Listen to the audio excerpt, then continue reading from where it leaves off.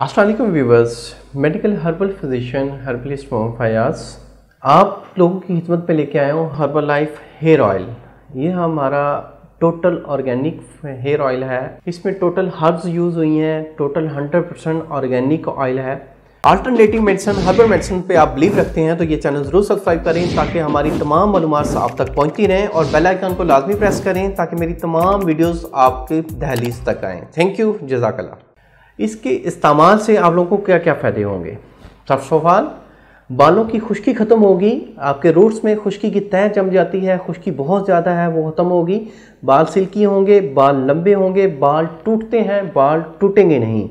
आपने ये जस्ट आपने अप्लाई करना है अपने बालों के रूट्स में, तो रूट्स में अप्लाई करेंगे। रूट्स की जो ब्लॉकेज है, रूट्स में जो मसाम बंद हो चुके हैं, उन मसाम को खोलेगा, बालों को घना करेगा, बाल ज़्यादा से ज़्यादा आएंगे, बाल लंबे होंगे, बालों में शाइनिंग आएगी। इसके मुसलसल इस्तेमाल से बाल काले भी होंगे अगर आप अंडर 35 ईयर हैं।